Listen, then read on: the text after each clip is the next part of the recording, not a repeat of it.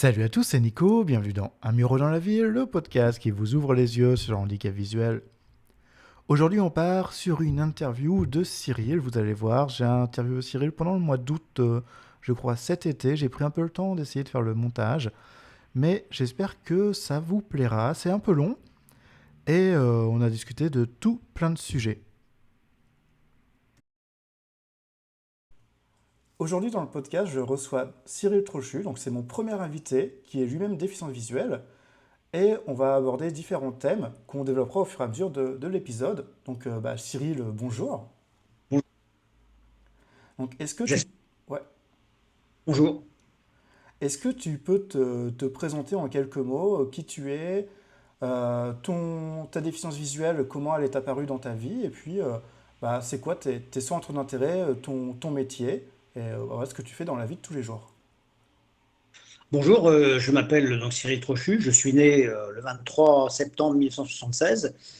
Euh, j'ai une déficience d'une optique c'est, qui m'a rendu donc déficient visuel complet. C'est assez rare d'être déficient visuel complet, c'est-à-dire que je ne perçois ni les couleurs, ni la lumière, et je ne perçois absolument rien. Donc, je suis né, je suis non-voyant de naissance. Et donc, petit à petit, après un parcours scolaire chaotique, j'ai développé la passion pour la musique à l'âge de 16 ans. Et petit à petit, je me suis fait un nom dans le milieu artistique en faisant essentiellement de la musique, mais aussi un petit peu de théâtre, en faisant un peu de poésie aussi, parce que j'aime bien réciter des poésies. Et j'ai eu énormément d'expériences de festivals en Europe en général, et puis un petit peu de tournée. Donc j'ai déjà un petit peu un vécu de ce qu'est le métier artistique, et de comment les choses s'articulent. Ok, donc du coup, ouais, donc musicien depuis un petit moment. Et, Depuis un petit ouais. Et du coup tu dis que tu as un parcours scolaire un peu chaotique. Pourquoi ça a été chaotique? C'est dû à ta déficience visuelle ou c'est dû à d'autres choses pour toi, du Alors, coup? j'ai fait ma scolarité à l'Institut Léo Thébaudière de 1981 à 1999, je pense. Et à cette époque-là, on parlait pas on parlait tout juste d'intégration, on ne parlait pas d'inclusion. Et j'ai pas eu l'émulation suffisante d'abord pour avoir des résultats scolaires suffisants, malgré quelquefois on peut tomber sur des excellents enseignants. Il y en avait un en mathématiques, il y avait, mais pardon, excusez-moi, Hmm. mais j'ai pas eu l'émulation pour avoir envie d'étudier, pour avoir envie d'aller plus loin, pour avoir envie de. On était dans des petites classes c'était comme ça à l'époque, de 5 à 8 élèves. Et puis, il y a une sorte d'habitude qui s'est créée, une sorte de inconscient, de rengaine, de ronronnement. On est pris en taxi le matin, on a les cours, on nous ramène en taxi le soir. Et moi, j'étais externe. Et donc, j'ai pas eu la chance de connaître bon, la vie en collectivité, parce que étant fils unique, le statut de fils unique, c'est quelque chose de très particulier. Et je reconnais que ça m'a pas tout de suite mis dans l'ambiance de la collectivité. Ça m'a pas vraiment mis tout de suite en rapport avec le monde extérieur, ce qui fait que l'adolescence a été chaotique pour moi, comme beaucoup d'autres gens en fait. Et je me suis rendu compte vers l'âge de 19 ans que le monde extérieur était bien différent et que c'était pas simple d'avoir les mêmes d'interagir avec les gens de son âge quand on n'a pas été vraiment intégré et quand on ne s'est pas suffisamment bien intégré. Par contre, j'ai développé la passion de la musique à l'âge de 18 ans, qui m'a vraiment donné l'envie, et c'est cette espèce de passion pour la musique qui m'a donné le déclic, donc de s'intégrer et d'en faire cette profession. Et donc, de ce fait, j'ai commencé à prendre, à rencontrer, je crois que c'était à l'âge de 19 ans, mais les premiers instructeurs de locomotion. C'était très tard, hein, puisqu'avant, nous n'avions pas vraiment. Donc, quand j'ai commencé à apprendre, à rencontrer un ergothérapeute et à apprendre, à vraiment apprendre correctement, j'avais déjà appris un tout petit peu, mais à vraiment apprendre convenablement à utiliser la canne, c'est très important. Mhm. Et là, du coup, c'est beaucoup plus important d'avoir des véritables professionnels parce qu'on ne se sent plus en sécurité, on a plus envie d'apprendre. Parce qu'avant, nous avions des éducateurs qui avaient une formation pour ça, mais on a vraiment besoin de professionnels qui viennent de l'extérieur. Parce que quand on est dans un établissement, une micro-société, ben, vous connaissez, c'est comme dans beaucoup, vous savez, de micro-sociétés, tout le monde connaît tout le monde et on vit dans une bulle.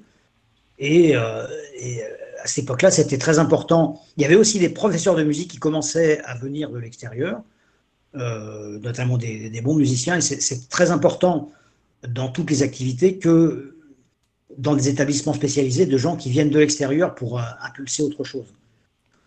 Et Ouais, donc, ensuite, j'ai fait des stages, des ateliers dans différentes écoles de musique et ça m'a donné envie de, d'en faire plus et de me professionnaliser petit à petit. ok. Donc ouais, effectivement, ce que j'entends, c'est ce côté institut spécialisé qui est très clos. J'ai l'impression qu'aujourd'hui, j'ai l'impression que ça a un peu changé quand même, où les élèves qui sont par exemple, à l'INJA à Paris sont mis un peu plus en inclusion dans des collèges et lycées autour de l'INJA et qui sont plus seulement entre DV. Donc ça, c'est plutôt bien pour l'ouverture, parce que je pense qu'il t'a manqué, comme tu disais, de découvrir d'autres choses à des époques où on est beaucoup plus jeune pour pouvoir te faire une idée du monde qui C'est t'entourait. ça. Ouais.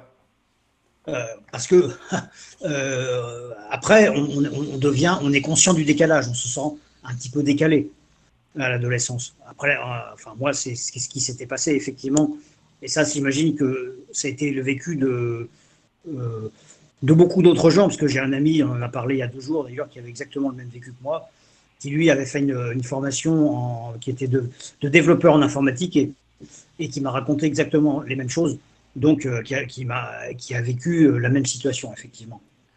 Ouais. Et moi, ça me fait penser, est-ce que tu disais que tu as pris des cours de locomotion après être sorti de cet institut, et même, c'était quoi, Non, vers 20 ans à peu près environ? 20 ans, c'est ça, vers Ouais. 20 ans, c'est ça. Et donc, du coup, c'est qu'avant, tu n'avais pas eu la possibilité d'en avoir des cours de locomotion, ou c'est que ça Pas du n'existait pas vraiment, ce métier? n'existait pas, ça n'existait pas. Et on avait quelques éducateurs qui donnaient des cours de locomotion, mais du coup, comme il n'avait pas forcément à l'époque la formation d'instructeur de locomotion, on se sentait moins en confiance. Et puis le problème, c'est que quand on est loin de la ville, de temps en temps, en dehors de l'institut, il y avait une navette qui nous emmenait à Vertou, effectivement, mais on était isolé de tout. Donc, quel est l'intérêt d'apprendre la locomotion, l'usage de la locomotion quand tu es isolé de tout, quand tu n'as pas d'enjeu? C'est comme apprendre une partition musicale par cœur, compliquée et ne jamais la jouer. C'est-à-dire qu'il y a quelque chose qui. Il n'y a pas le. Il y a vraiment pas comme ce qu'on appelle la carotte au bout, quoi. Ouais. Et donc, c'est compliqué. Alors, l'INJA, je crois savoir que l'INJA, parce que moi, je n'y suis pas allé, c'était effectivement un peu différent, parce que l'INJA se trouve, il y a quand même une station de métro. Je connais un peu la rue du Roc et j'y étais allé en famille. L'INJA, c'est encore autre chose. Je ne peux pas parler de l'INJA puisque je ne connais pas. Ouais. Mais Bah, et puis c'est vrai que c'est en plein cœur de Paris, dans le quartier des Invalides. Donc là, il ça, y a un peu plus la carotte au bout parce que il y a pas mal d'activités. C'est Paris, c'est donc c'est autour, grand, il y a plein de choses. Et c'est vrai c'est que plus grand. je pense, tu étais aussi à un âge quand tu étais en institut où s'il n'y a pas cette motivation qui aide à aller chercher plus loin, c'est vrai pour qu'on ait un handicap ou pas en fait, hein, les élèves, alors j'ai un de mes meilleurs amis qui est prof d'histoire-géographie, et c'est vrai que si les élèves ils voient pas l'intérêt de l'apprentissage, ça ne se fait pas, et c'est vrai que c'est ça la difficulté, et je pense que tu l'as bien, euh, tu l'as bien montré. Oui, Et est-ce que pour toi, ça a été difficile à 20 ans d'apprendre à se déplacer comme ça à la canne? Ça t'a pris combien de temps à peu près? ah oui, oui, ça a été difficile au début. Ouais. j'avais peur parce que il y a quand même il y a quand même l'analyse des feux, il y a quand même le fait de se sentir en sécurité. Au début, l'apprentissage de la canne. Après, j'ai vraiment pris goût, mais je me souviens, la première année, j'ai vraiment eu très peur, quoi. Pour moi, ça a été vraiment. On en avait parlé tous les deux, je crois. Pour moi, ça a été un petit peu, au tout début, beaucoup d'appréhension, beaucoup d'appréhension. Ouais. Et, et au fur et à mesure, on s'aperçoit quand même que la canne blanche, même encore aujourd'hui en 2025, est quand même l'un des outils le plus sécurisé qu'il existe, à moins qu'il existe autre chose. Mais je crois que pour le moment, on n'avons pas d'alternative fiable. Je crois. Alors, en termes On a- de technologie, euh, il y a des boîtiers de canne électronique qui sont assez performants, mais ça demande quand même de oui, savoir utiliser sa canne blanche. oui, mais Euh, c'est un boîtier de canne, donc ça demande d'avoir la canne, c'est puisque le ça, boîtier, c'est c'est ça. ça. Après, il y a des choses qui commencent à exister, mais euh, moi, le problème que j'ai avec tous ces boîtiers, on va dire vraiment très très high-tech, c'est que le Mm. jour où on oublie un petit peu de le charger, qui tombe en panne dans la rue, bah, Ouais. si on n'a pas cette canne blanche en support, bah, on est complètement perdu. Et si on n'a pas appris à s'en servir sans technologie, on est vite bloqué. Mais toi, c'est un Ouais, peu le même constat que je fais avec le chien guide, parce que pour moi, il y a rien de mieux que le chien guide en termes de déplacement. Mais c'est vrai ouais. que le jour où mon chien Mm. est malade, ou comme la semaine dernière, quand il fait 38 degrés, et que j'ai besoin Ouais. forcément de sortir, je sors pas avec mon chien. Je vais pas lui imposer un 38 degrés dehors. Donc Pour un chien. effectivement, ouais, la canne blanche, ça reste l'outil indispensable pour tout aveugle qui souhaite se déplacer. Sans parler du jour où le chien mange des saloperies, le chien se sent malade, il faut Exactement. soigner ça. Du coup, il y a la canne blanche. C'est pour ça que les éducateurs préconisent, je crois, l'utilisation de la canne blanche, effectivement.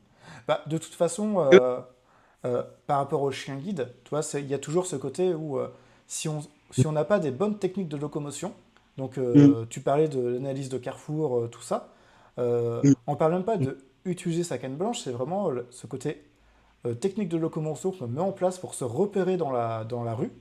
Euh, mm, Parce que la canne mm. blanche, au final, c'est juste savoir balayer devant soi et repérer les obstacles et Ah, sentir les différentes informations de sa canne. Et mm, ça c'est vraiment annexe mm. à la demande du chien guide. C'est vraiment C'est ça. comment on Mm. repère son carrefour, comment on est capable de se repérer dans les rues, est-ce qu'on est capable de faire un trajet dans un sens et aussi dans l'autre du coup. Voilà, c'est Ouais. toutes ces choses-là. Et la canne Mm. blanche par rapport au chien guide, c'est juste un outil en fait au final. Mais il faut savoir mettre toutes les techniques qu'on met en place quand on se déplace avec une canne blanche. En fait, on met en place les mêmes techniques au chien guide. C'est juste la Mm. manière de se déplacer qui est un peu différente. C'est ça. Ouais. Et puis, ça demande beaucoup de concentration. Par Ouais. exemple, apprendre un sujet par cœur, si par exemple c'est euh, troisième à droite, deuxième à gauche, à l'envers, c'est toujours deuxième à droite, troisième à gauche. Ouais, Et puis, et puis ce qui est difficile, je trouve, c'est quand tu trouves dans des trajets sur lesquels il y a des ronds-points, alors il faut vraiment, là, il faut vraiment se repérer, être sur la bonne rue. Maintenant, moi, ce que je fais, effectivement, c'est avoir le GPS sur soi. Il y a beaucoup d'outils, par exemple, quand tu as un téléphone sur toi, tu peux demander, par exemple, même si tu n'as pas le GPS, tu demandes au mobile, où suis-je? Et le mobile te dit où tu es, à deux, trois maisons près, le mobile te dit, te donne le nom de la rue. ouais. Moi, ça m'a beaucoup aidé aussi, Donc ouais, effectivement, donc en termes d'outils dans ton quotidien, donc tu as ta canne, donc tu as ton téléphone. au cas Euh, où. ouais, tu utilises quoi du coup comme téléphone? C'est un téléphone Alors, spécialisé ou c'est un je, téléphone je- grand public? c'est un téléphone grand public, c'est un iPhone. Ok. Comme on sait tous, tous les appareils Apple sont munis de lecteurs d'écran très puissants, Mhm. pour la plupart, même pratiquement tous. Et donc, effectivement, là aussi, on voit que les technologies peuvent être utiles. Ouais, et surtout, toi, tu as connu, du coup, tu m'as dit que tu avais 20 ans quand tu as appris à te déplacer. Donc c'était quoi? Oui, C'était en 96 du coup? 16 ou Euh, 80, ouais, même 80, 96, 97, je crois. ouais, ouais, donc du coup, le premier iPhone utilisable par un aveugle, c'était en 2009. Donc tu as connu ce déplacement sans aide Ah oui, technique, ou est-ce qu'il y avait des aides sans être, techniques qui existaient déjà en plus de la euh, canne? non, non, non, non, c'était sans aide technique. Alors, l'instructeur de locomotion avait une planche en fer. Et ça, c'était pratique pour retenir les trajets. on te faisait un schéma avec effectivement des bouts de plastique en relief, effectivement, ça c'était très utile. Moi, ça m'a beaucoup aidé, effectivement. Et puis, sinon, non, mais il y avait des palliatifs, quelques palliatifs comme ça, mais il n'y avait pas de technologie, pas du tout. Ouais, Et puis à l'époque, les premiers ordinateurs, je ne sais pas si tu t'en souviens peut-être, c'était vraiment des gros ordinateurs, souvent des ordinateurs fixes, qui étaient, alors c'était une autre artillerie, quoi. C'était vraiment les débuts. ouais, ouais. Bah, moi, je me souviens parce que toi, donc moi, je suis né en 1990, donc toi, début 2000, j'étais au collège. Et je me Oui. souviens donc d'avoir eu un PC portable Mm. à l'époque. Alors, c'était un PC portable qui était quand même. C'était un 15 pouces qui était pas si gros que ça, qui était assez léger quand même pour l'époque. Parce que je crois Mm. qu'on était à moins de 2 kilos, donc c'était quand même très léger pour l'époque, début des années 2000. C'était assez rare d'avoir un PC de 15 pouces qui faisait moins de 2 kilos. Et c'est Mm. vrai Mm. que, bon, moi j'étais malvoyant de naissance, donc j'avais quand même une perception, je pouvais lire, écrire sans trop de problèmes. Mais il y avait quand même cette difficulté d'accès à pas mal d'informations. Et la technologie était quand même on va dire pas au début parce qu'il y avait des choses qui existaient. Mais c'est vrai Mm. qu'avoir un PC portable en 2000-2001, c'était déjà quand même plutôt pas mal. Ouais, ouais. Parce que bon, j'ai connu aussi des PC portables beaucoup plus lourds. Et, Ah oui, et oui. voilà, je sais Mm. que au lycée, j'avais un PC portable avec un grand écran de 18 pouces. Et Mm. il faisait 4,5 kg, le juste PC portable. Donc plus sa sacoche, plus ses bouquins, plus tout, on se retrouve avec un sac à dos qui est très très lourd. Oui. Euh, et toi, du coup, je suppose que si on en revient un petit peu à ta scolarité, à l'époque, tu as appris le braille, du coup, en tant que non-voyant. Allez, Ouais, on apprend deux choses. On apprend le braille, donc avec, ça existe encore, les planchettes en métal dans lesquelles on met une feuille, et on écrit avec un poinçon, et on écrit, alors ce qui surprend les gens qui ne connaissent pas le braille, c'est que quand nous écrivons, au lieu d'écrire de gauche à droite, parce qu'on mhm, lit de gauche à on met la feuille à l'envers et on écrit de droite à gauche. ouais, Ça, c'est vraiment quelque chose de très particulier. On a aussi, depuis très longtemps, c'est pas récent, on avait les machines Perkins aussi à l'époque. ouais, Et alors ça, c'était très bruyant, très lourd. ouais, Euh, je crois que j'en avais, c'était le poids l'inconvénient. Et mhm, puis la solidité aussi parfois, c'était comme une machine à écrire quoi, mais le moteur parfois s'abîmait. C'était vraiment quand on entretenait ces machines-là, elles fonctionnaient très bien. Mais si on les déplaçait, elles tombaient beaucoup plus en panne. Et donc, c'était un peu ces inconvénients-là. Il y avait les premières imprimantes Braille, les premières imprimeries, j'ai connu dans les années 80. Euh, Dans les années 80, il y avait aussi, nous avions les premières machines à lire, les toutes premières machines à lire, qui ok, coûtaient très cher. C'était vraiment le début.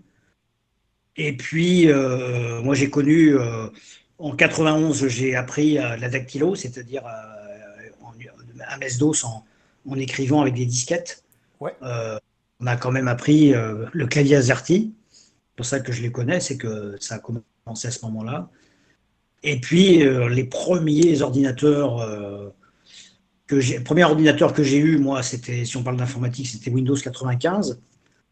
Avant, il y avait MS-DOS avec Sonolect, c'était les premières cartes. Mais l'informatique était vraiment pas facile à l'époque. Il fallait vraiment installer du matériel spécifique, c'était très lourd. ouais. Euh, on n'avait pas la main pour installer son matériel. Je ne sais pas si tu t'en souviens, c'était quand même quelque Alors, chose d'assez vieux. moi, pas trop. Je t'avoue que j'ai mon premier souvenir, effectivement, de Windows 95 avec un PC de la marque Compaq avec une tour. Mm, On avait posé l'écran dessus, qui était un énorme écran cathodique. Et du mm, coup, enfin, ça prenait énormément de place. C'est vrai que moi, mm, à ce moment-là, si tu veux, moi, je me rapprochais de l'écran. J'étais vraiment le nez collé sur l'écran pour lire. Donc, mm. voilà, mon premier souvenir d'informatique, c'était déjà Windows 95. Déjà, oui. Ouais. Ouais, donc effectivement, donc, ouais, donc tu as appris à Mm, dactylo. Donc, pour rappel, à dactylo, c'est le fait d'apprendre à taper au clavier sans regarder.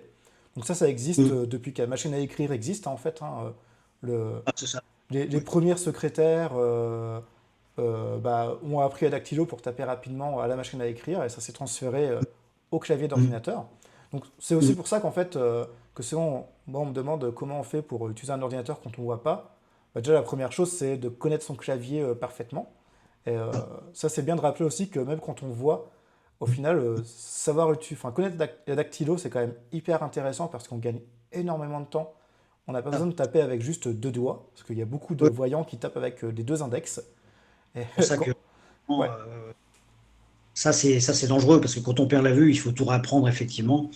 Et là, effectivement, si on tape avec deux index, on n'a pas la connaissance, on n'a pas forcément la connaissance du clavier, quoi. ouais, Effectivement, on n'a pas la fluidité, effectivement. Ouais. ouais. Non, et puis même si aujourd'hui, parce que moi j'entends beaucoup de gens qui disent ah mais sur les ordis ou sur le téléphone on a la dictée vocale, mais au final Mm. pouvoir taper au clavier ce qu'on souhaite taper c'est quand même un, un point positif et c'est une certaine aussi autonomie. Le jour où la dictée vocale arrête pas de déconner, bah, au moins on sait taper au clavier.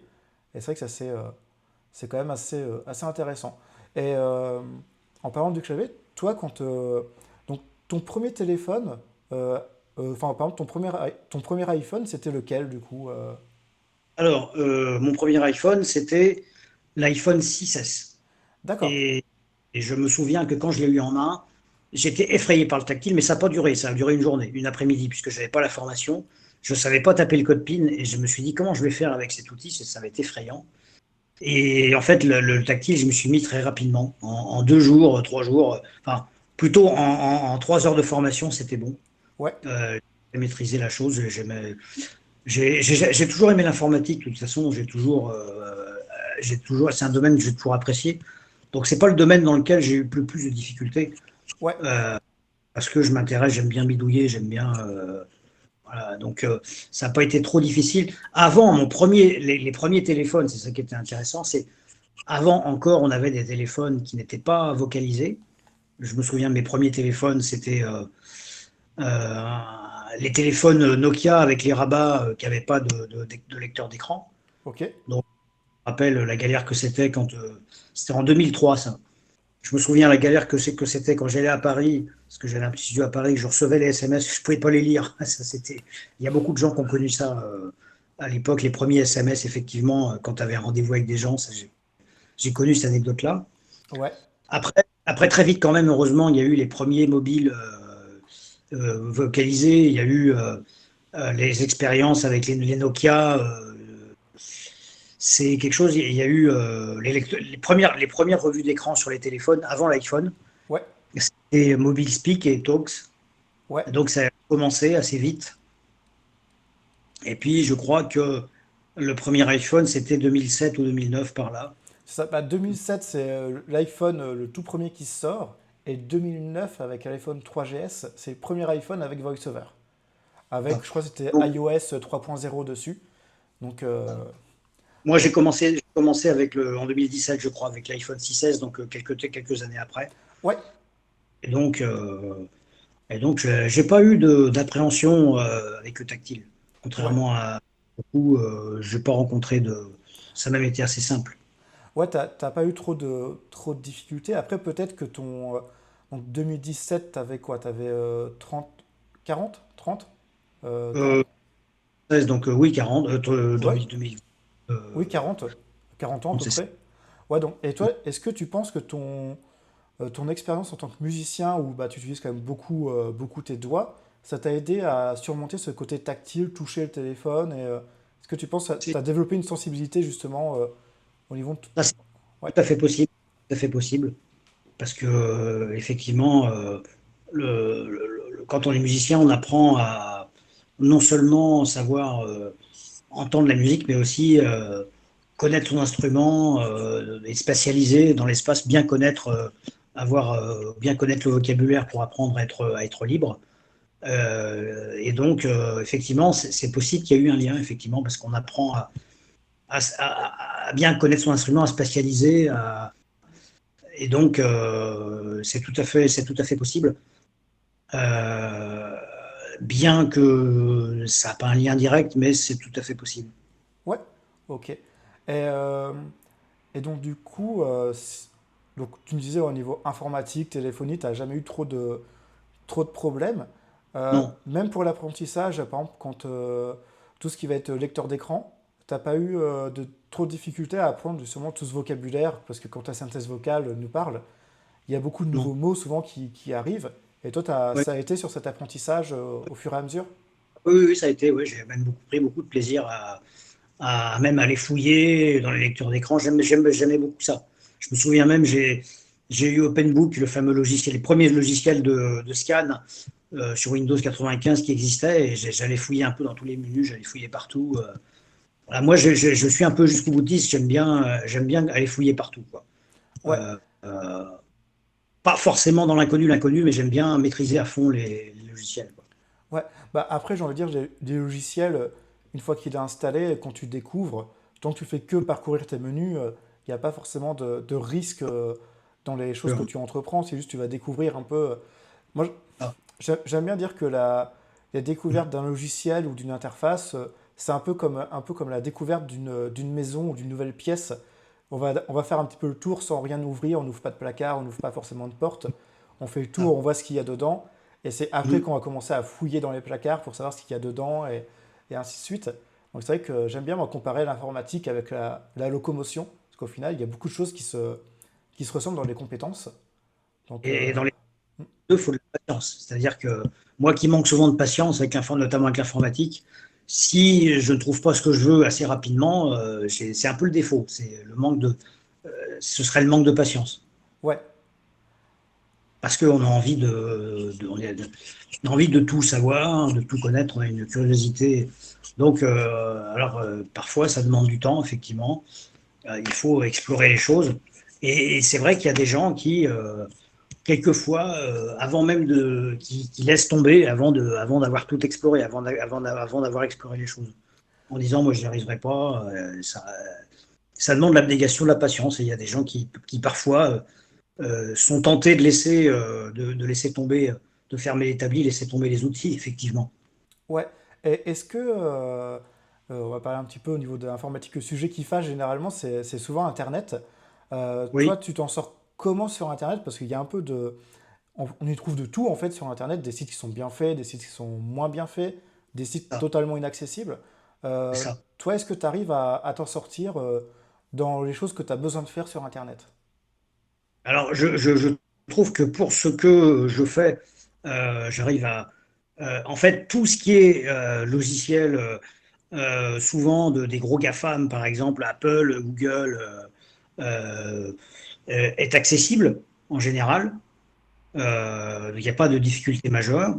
Euh, donc, je trouve que au niveau de l'accessibilité sur Internet, bah, moi, je ne vais pas sur des sites trop marchands.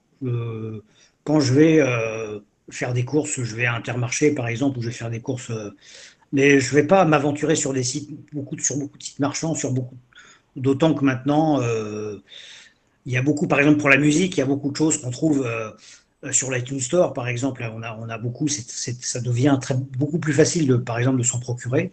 Les Ouais. vidéos, les livres aussi, il y a plus. On parlera des livres après. Mais les livres aussi, on peut s'en procurer facilement sur Internet, que ce soit des livres audio ou même des Apple Books que j'ai enfin réussi à un peu maîtriser, quelque Ouais. part, avec l'expérience que j'en ai. On en parlera après. Et voilà. Après, là où ça se gâte, c'est que donc l'accessibilité globalement a progressé depuis qu'on a commencé à utiliser des écrans de plus en plus petits, parce que on se souvient au départ, les premiers ordinateurs, c'était des écrans Windows, c'était quand même très graphique, avec Ouais. des écrans très grands et puis des lecteurs d'écran qui n'étaient pas forcément capables sans script, de lire les logiciels. C'est toujours le cas aujourd'hui, c'est-à-dire que énormément de logiciels grand public, s'ils ne sont pas scriptés, eh ben, on a des problèmes d'accessibilité. J'en ai pas fait les frais au travail parce que j'utilise pas les logiciels de comptabilité, mais je pense qu'il y a des gens qui ont dû en faire les frais. Euh, mais il y a eu une époque, enfin l'accessibilité depuis 2005 a beaucoup progressé, euh, énormément. Mais je mettrais un petit bémol quand même, c'est que je sais pas, tu me diras ton point de vue, Mhm. mais euh, c'est pas gagné pour autant. Je trouve surtout ces dernières années alors je sais pas depuis 5-6 ans, c'est pas gagné. Il y a quand même encore des choses on rencontre des embûches au niveau de l'accessibilité, en plus sur des choses parfois simples, des obstacles qui se retrouvent à des endroits parfois inattendus. Et on en vient au sujet délicat, on va rentrer un peu plus dans le dur. Euh, Il y a des grosses sociétés comme par exemple, on en parlait sur Oxycube il y a très peu de temps, par exemple comme Amélie ou les impôts. Il y a eu une polémique là, il y a très peu de temps, là, avec les problèmes qu'il y a eu de connexion, des problèmes. Et plus des sites, par exemple, je vais citer l'application France Télévisions que j'utilise, qui n'est plus vraiment accessible, qui est utilisable, mais et en fait, on a appris il n'y a pas longtemps que bah, l'accessibilité avait été prise en compte dans la première version en 2020, ce qui avait été le cas. Parce que je sais, moi, avant les anciennes mises à jour d'avril dernier, l'application était très très accessible. Et elle ne l'est plus parce que, en fait, on a avoué que bah, dans la nouvelle interface, qui avait demandé un peu de travail, qu'il fallait qu'il sorte l'interface très rapidement, eh ben, on avait négligé l'accessibilité, on a volontairement pas pris en compte l'accessibilité ou involontairement. Et du coup, quand l'accessibilité n'est pas prise en compte de base, eh ben, ça devient compliqué. Or, moi, on embête souvent des petites sociétés qui n'ont pas forcément les moyens euh, de 4-5 employés, 6 employés, 10 employés, en disant qu'il faut que leur boîte soit accessible. Mais ce que j'ai du mal à comprendre, c'est que des boîtes qui ont pignon sur rue, France Télévisions, je ne sais plus, ils ont quand même encore un chiffre d'affaires de 4 milliards, 5 Bah, milliards, 6 milliards. puis surtout que enfin, France Télévisions, ça reste un service public, donc c'est surtout Public, ça c'est le comme pire. c'est un service public. Ouais. Donc pourquoi ne ne pas prendre compte de l'accessibilité dans une application mobile Bah, c'est quand même une grosse question. Et après, venir donner des leçons à des petites entreprises eux, n'ont pas forcément ou l'information, ou qui savent pas comment faire, qui ne savent pas.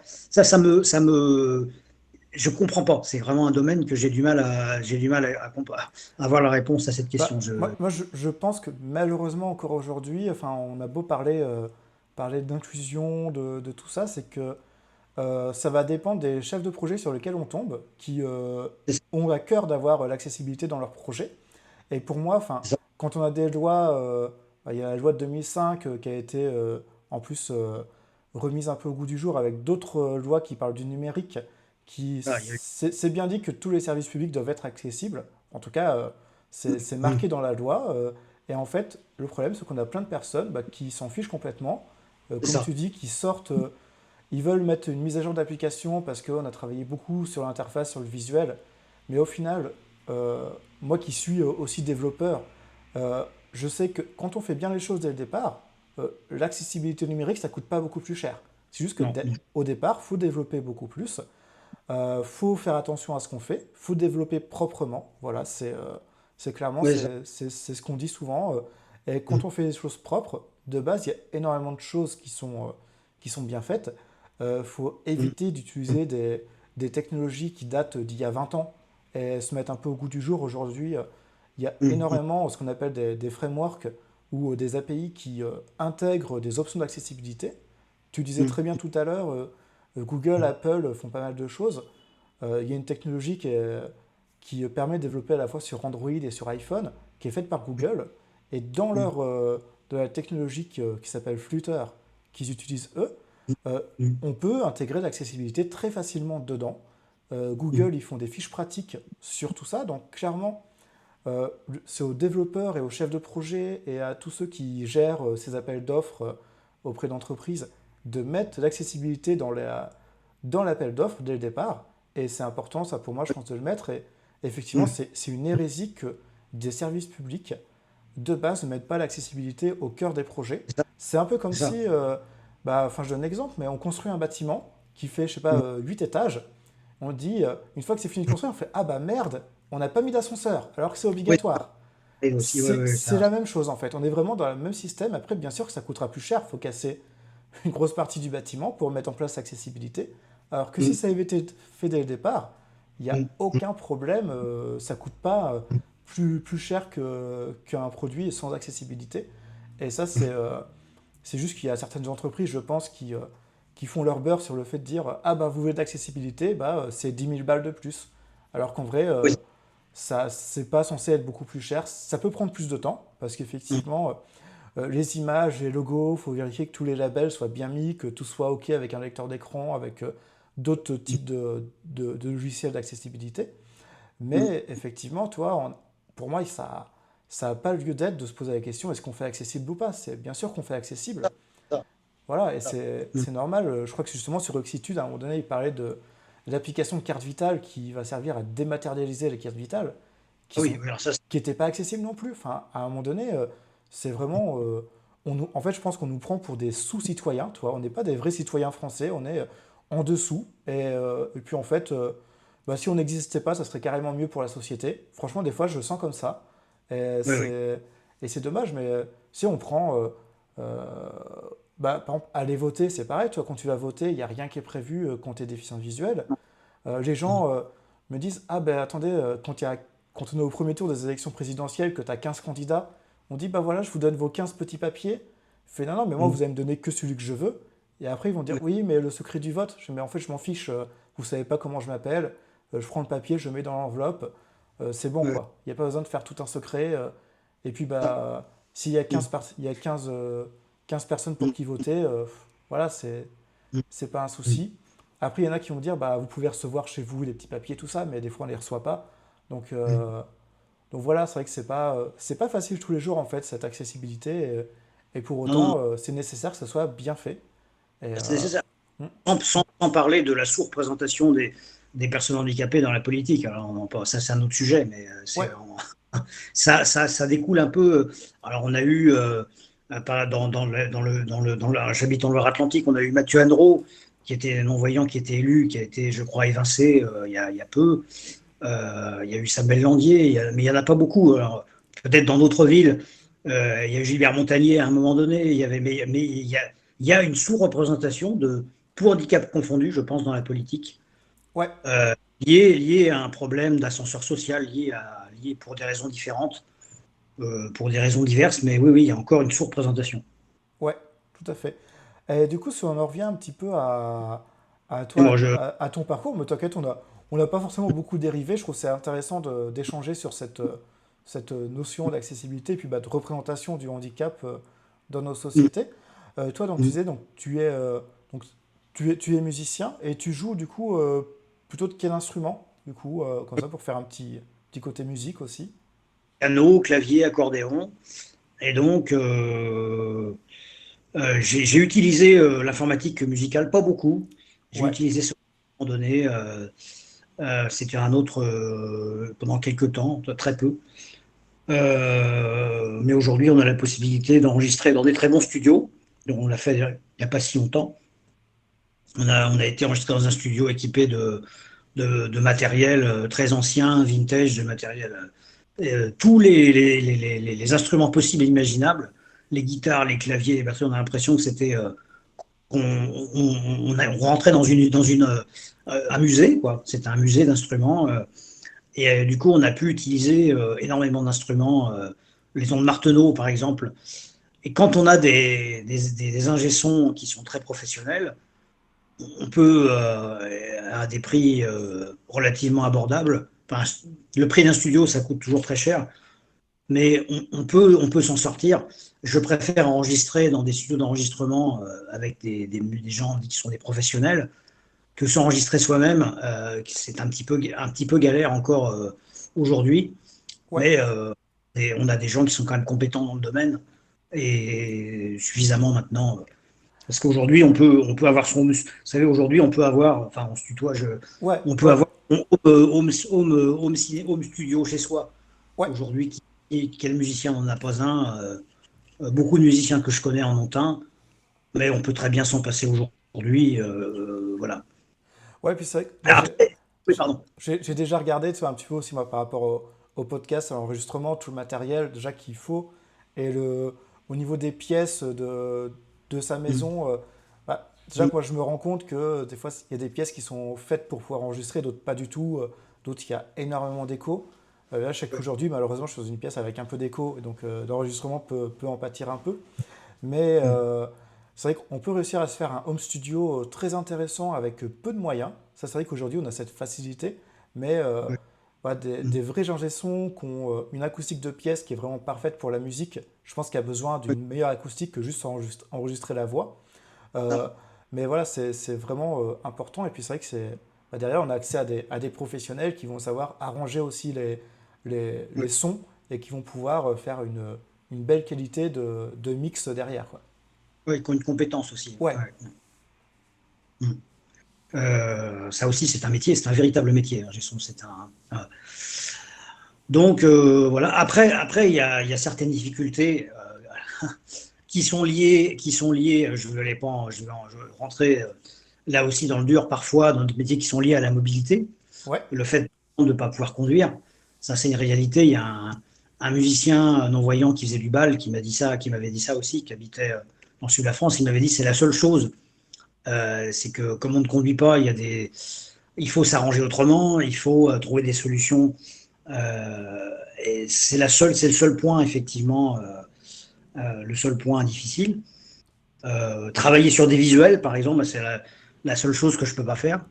Donc, quand je suis dans un projet avec des musiciens, même par exemple mon projet à moi, par exemple, là récemment, là, je suis obligé de faire confiance sur des visuels à des gens qui prennent des photos, des vidéos. Sur le visuel, je suis obligé de faire confiance.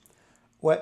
Et est-ce que, ça me fait penser moi aussi un peu de mon côté, tu vois, quand j'ai eu mon logo enfin la jaquette de mon podcast, mon logo d'entreprise, moi j'ai fait Mm, confiance aussi à des amis, aux personnes qui a fait ce logo et cette jaquette. Parce que c'est vrai que mm, du coup, c'est hyper compliqué. Nous, on peut pas donner un retour. On va dire, bah oui, ok, la personne. Moi, j'ai une de mes amies qui m'a décrit ma jaquette. Et effectivement, j'ai demandé à plusieurs personnes de me décrire eux ce qu'ils y voyaient. Et ça me mm, permet d'avoir une idée derrière de, de ce que les gens ressentent en regardant cette image. Et c'est vrai que c'est pas mm, évident de mm. ce côté visuel à gérer dans un monde qui est quand même fait pour les voyants. Euh, Voyons, voilà, j'ai envie de dire, c'est voyant normé, toi. C'est vraiment, c'est pas oui, c'est ça. simple. C'est pas simple, du coup, des fois, nous, on va dire que Mm, le visuel, c'est pas ça qui va compter, c'est le contenu de la boîte. Ça va être, pour de la musique, ça va être vraiment le contenu, ce qu'il y a sur le CD qui va compter, et pas forcément le, le, mm. le- le visuel de la boîte dans lequel est contenu ce CD. Donc, c'est vrai que c'est pas évident, des Oui, fois, de passer au-delà de ça. plus d'autres choses. Moi, je pensais faire des bons flyers, par exemple. Et puis surtout, le côté voyant normé qui est très mobile, qui sait où se passent les choses, qui est très, très, très, qui a tous les réflexes. Par exemple, il y a un réseau social qui se crée là, il faut aller là, je vais là, rapidement. Il y a telle soirée avec des programmateurs, des businessmen, avec Trucmuche qui est là, on y va rapidement. Et toi, en tant que non-voyant, non-normé, bah, tu vas plus lentement, c'est plus lent. Et comme c'est quand même naturellement plus lent, parce que c'est un milieu très compétitif, c'est un milieu, comme tous les milieux, qui est très difficile. Il faut faut se renouveler, il faut se remettre en question, et donc, beaucoup, beaucoup se renouveler, ce qui est positif d'ailleurs, se remettre en question. Et donc, il faut avoir presque, je dirais, le relationship, le business, avoir beaucoup de réflexes. Et quand on ne voit pas, souvent, on a des réflexes, mais on va beaucoup plus lentement. Donc, Ouais. on a moins. C'est beaucoup plus, je trouve, pour ma part, c'est beaucoup plus long de faire des contacts. Ça prend plus de temps. Et il faut prendre en compte de ce facteur temps ou être avec des gens qui tiennent compte de ces paramètres-là. Ouais, et c'est vrai que ça, je pense que tu as raison de le dire, même au niveau des contacts. Moi, je le vois de mon côté aussi, où bah, quand on va dans une soirée où il y a beaucoup de rencontres à faire, si on n'est pas Mm. accompagné, c'est hyper compliqué d'aller vers les autres parce qu'on ne sait jamais à qui on parle directement. Alors Ça, que, et c'est vrai qu'il faut trouver on va dire le bon compagnon de route en fonction des événements pour qu'on soit le mieux accompagné et qu'on puisse casser cette barrière du handicap qui va nous freiner Et c'est C'est ça. vrai qu'on n'est pas, c'est pas aussi facile que quand on le voit. Et si Non. par contre, le point positif à tout ça, je trouve que quand on se fait des contacts, on se fait des Mm. vrais contacts, tu vois. C'est pas juste le contact comme ça, on a échangé les cartes de visite et en vrai, plus jamais on se rappelle. Je trouve qu'il y C'est ça. a, il y a quelque chose de plus Mm. humain Ah, c'est qui en ça. découle, tu vois. C'est un peu Ouais, l'avantage qu'on a aussi quand on a réussi à briser cette première barrière. Derrière, c'est ça. c'est très intéressant, je trouve, tous ces contacts. Moi, j'ai des amis que je connais dans ce milieu depuis plus de 20 ans quand même, hein. Ouais, Euh, oui, oui, il faut. Alors la barrière, il y a celle que nous-mêmes parfois on se crée. Il y a aussi la barrière que entre guillemets, j'aime pas dire ça, mais que les personnes valides se créent. En fait, tout le monde, à plusieurs échelles, se crée des barrières. Et, et il faut désamorcer le. Mais on a évolué quand même depuis, je dirais depuis quand même une vingtaine d'années. On commence à, les choses commencent à bouger un peu quand même. ouais, ouais, effectivement, on se rend compte que le handicap, c'est pas. En tout cas, enfin, si on parle que du handicap visuel, de ce que nous on connaît, Mm, tant qu'il n'y a que la déficience visuelle, il n'y a pas mm, vraiment de difficultés de compréhension, de problèmes en fait mm, à mm. s'intégrer. C'est juste que C'est ça. derrière, oui, effectivement, il y a des moments où il y a des choses qu'on peut faire, des choses qu'on ne peut pas faire. Ça. Et c'est vrai que faut être. Moi, j'essaie d'être le plus clair possible sur mes capacités. C'est ça. Toi, avant l'émission, par exemple, toi, ça peut être une bonne transition sur les vacances. On parlait du fait de partir en vacances. Oui. Effectivement, si on Mm, part par exemple sur un road trip, bah, le road mm. trip c'est bien, mais bah, du coup, moi je pourrais pas conduire, ça c'est forcément c'est le plus évident. Euh, Un road mais trip. ouais, mais du coup, si on change de lieu, Road trip, c'est quoi un road un trip? road trip Excusez-moi, c'est je connais quoi? Un road trip c'est le fait pas. de partir d'un point A à un point B en fait, et tous les jours tu changes un peu d'endroit, toi. Oh, c'est ça, oui, oui, oui, tu changes Voilà, de chambre. tu C'est ça, changes, ouais. Euh, Après, moi j'en ai fait un avec un ami il y a déjà quelques années. Et Mm, c'est vrai que je lui ai dit, bah voilà, c'est vrai que je suis tout à fait conscient que quand on va faire 500 km dans une journée, tu vas être rincé à la fin. Moi, c'est ça. je serais aussi fatigué parce que être juste Mm, passager dans la voiture, c'est quand même. On s'en rend pas compte souvent quand on est conducteur, mais c'est quand même très fatigant aussi de subir, surtout quand on voit pas. On subit un peu mm. tous les virages, on C'est subit la manière de conduire du conducteur. ça, Mais, c'est ça, oui, oui. mais derrière, toi, je lui avais dit, par contre, toi, une fois qu'on arrive en auberge de jeunesse, je lui ai dit, bah moi, j'apprendrai euh, tous les jours les petits trajets que j'ai à faire pour aller de la chambre au sanitaire, aux douches, tout ça, pour pouvoir être Oui, oui. autonome tout seul et pas te demander de me guider à chaque fois. Mais ça C'est ça, demande. parce que Ouais, quand je fais ça en général, j'aime bien découvrir. Donc je me cogne, c'est pas grave. S'il y a un téléphone mural que je fais tomber, ben, je le ramasse. Voilà. Faire, découvrir le truc, peut-être au risque de faire tomber un lustre, que de demander tout le temps à être guidé, effectivement. c'est Je ça. pensais pas. Non, il y a eu plein de moments où je me suis dit, bon, ben, j'y vais, je suis les murs. Voilà, c'est que être guidé en permanence tout le temps. Bah, on a besoin d'être guidé à certains moments, ça dépend des moments, mais Ouais, effectivement, oui, il y a des moments où quand on a des petits trajets à faire de sa chambre aux toilettes, par exemple, de chassant à la salle de bain, on peut les faire, quoi. C'est pas, bah c'est ça. effectivement, À partir du moment où on a appris le trajet, toi, c'est c'est ça. qu'on a repéré les lieux, ça va. Et après, toi, c'est pareil, quand je pars en vacances, moi, j'essaye de. Ce que je dis à des amis, c'est que bah, par exemple, je peux faire la cuisine. Effectivement, C'est je ça. peux aider à faire des petites choses. Et derrière, par contre, c'est qu'il faut accepter que bah, quand je vais les faire, ça peut prendre plus de temps que si c'était une autre personne qui le faisait. Mais si on me laisse pas faire ces petites choses que je sais faire, bah derrière, en fait, on fait pas forcément ce qu'on a envie de faire. On fait ce qu'on C'est peut ça. faire en premier lieu. Si ça corrobore avec le fait de choses qu'on aime faire, tant mieux. Mais moi, ce que j'ai remarqué, c'est que des fois, mon entourage, bah, ce qu'il aimerait que je fasse, c'est des trucs qui sont impossibles pour moi à faire. Donc du coup, voilà, je peux pas leur retirer ce que eux n'aiment pas faire parce que bah, enfin, je ne peux tout simplement pas le faire du fait de mon handicap. Et c'est Puis vrai que sans parler c'est, ouais, de faire la cuisine sans se tâcher, parce que c'est pareil, les tâches, tu les vois pas. c'est Donc, ça, voilà, c'est compliqué, tu es obligé de. Si personne te dit, bah là, t'es taché, il faut que tu te changes, ben voilà. c'est Ça, ça. c'est un détail aussi. Donc, c'est pour ça que moi, quand je pars, par exemple, quelque part à un rendez-vous, eh ben, je me change tous les jours. Quand il y a Ouais, des rendez-vous professionnels, dans le doute, je mets une tenue propre parce que voilà, je ne prends pas de risque. ouais, ouais. C'est vrai qu'effectivement, c'est des petites précautions des fois à prendre. Et, C'est ça. euh, et c'est vrai que ouais, c'est pas simple au final dans les difficultés du quotidien. Des fois, tu Mm. parlais des barrières qu'on peut se mettre effectivement des fois tout seul. Par exemple, moi je sais que typiquement, partir en vacances seul, c'est quelque chose qui pour l'instant, la barrière, bon, pour moi, est pas encore franchie. Mais Oui, parce que. voilà, c'est Mm. chacun, je veux dire, chacun va à son rythme. Et, Mm. euh, et voilà, et c'est vrai que des vacances après tout seul, ça a moins d'intérêt que de partager avec des amis ou de la famille. C'est ça aussi, moi, qui fait que C'est j'ai ça. pas forcément envie d'y aller tout seul. J'aime bien partager ces moments-là. Effectivement, tu t'imagines aller en vacances dans un lieu que tu connais pas. Ouais, Dans un hôtel, effectivement, il y a plein de gens, mais tu manges tout seul le soir à ta table. c'est ça. Tu... Donc, la perspective n'est pas non plus parce que tu n'es pas sûr de faire des rencontres, des affinités avec des gens, de faire connaissance. Tu n'en es pas absolument certain. C'est Donc, ça. je peux te garantir que les vacances tout seul, les repas dans une cantine le soir tout seul, c'est un peu particulier. Ouais, c'est vrai que c'est pas simple du tout. Euh, Là, du coup, toi, je vois que l'heure tourne. Et est-ce que tu auras un petit dernier sujet que tu souhaiterais aborder, du coup, dans cet épisode? Euh, Peut-être, oui, j'y pensais pas. On a abordé beaucoup de choses là, c'est un peu fouillis. Bon, Ouais, voilà. Peut-être s'interroger sur deux choses la perception que les autres ont de notre handicap.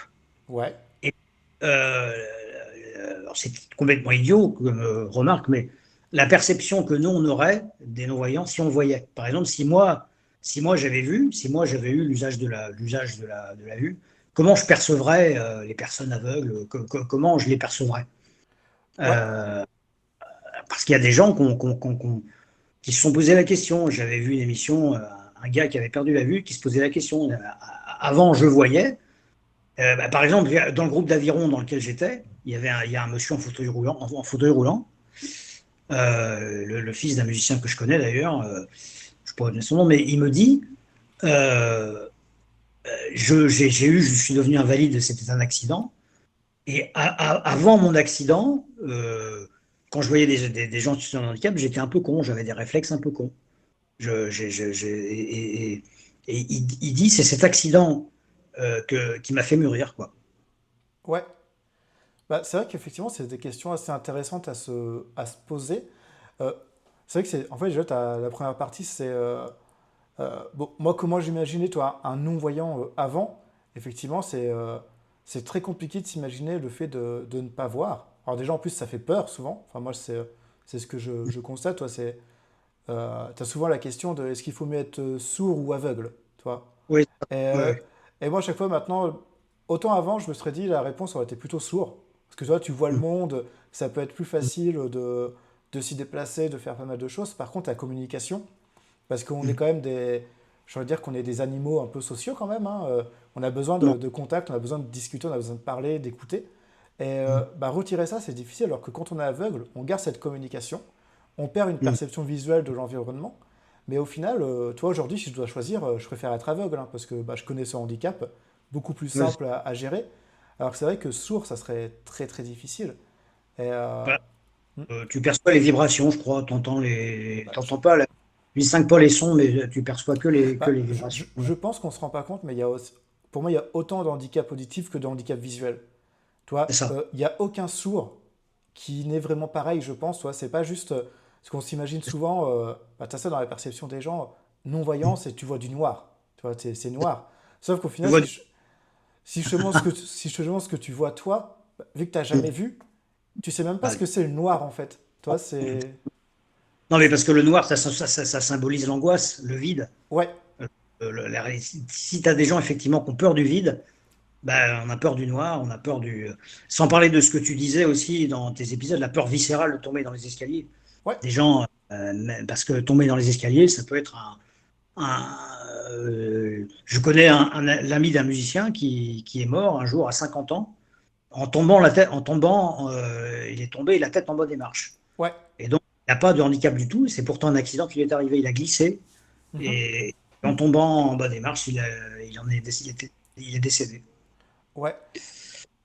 Donc, ce sont des accidents qui peuvent arriver à tout le monde, des accidents de la vie, inattendus. Et donc, les escaliers, effectivement, c'est l'une des peurs, c'est l'une des sources d'angoisse, effectivement. Des gens on va parler d'autre chose, mais effectivement, je parlais des escaliers, mais il y a d'autres exemples. Mhm.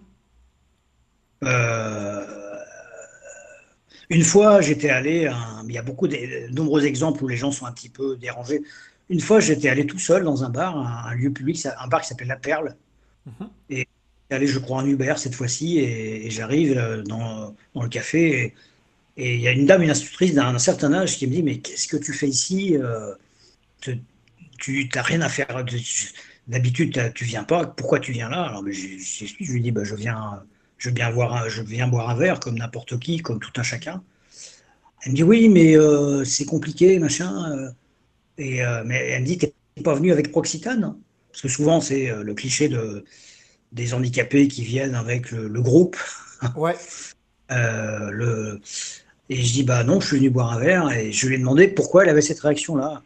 Mais elle m'a dit, mais parce que dans ce bar, souvent, il n'y a pas de minorité, il n'y a pas de noirs, il n'y a pas de machin. Et, en fait, c'est parce que c'est des gens qui ont l'habitude d'être dans l'entre-soi, bah, comme dans certaines associations de non-voyants que je connais.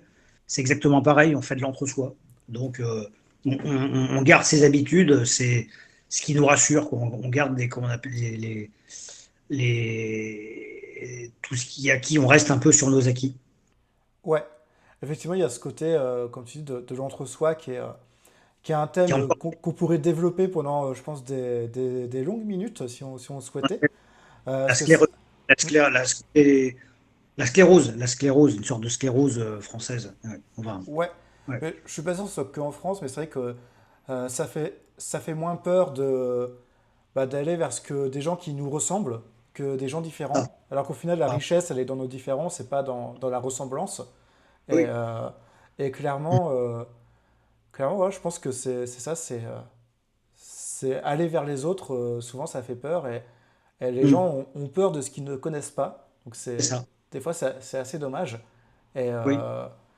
Mm, donc, voilà, donc je pense que pour conclure l'épisode, c'est plutôt pas mal de se dire, bah, allez vers les gens, n'hésitez pas c'est à ça. accueillir, quel que soit le handicap, les personnes, discuter avec elles, et Mm, voilà, ça peut mm. faire des bonnes rencontres.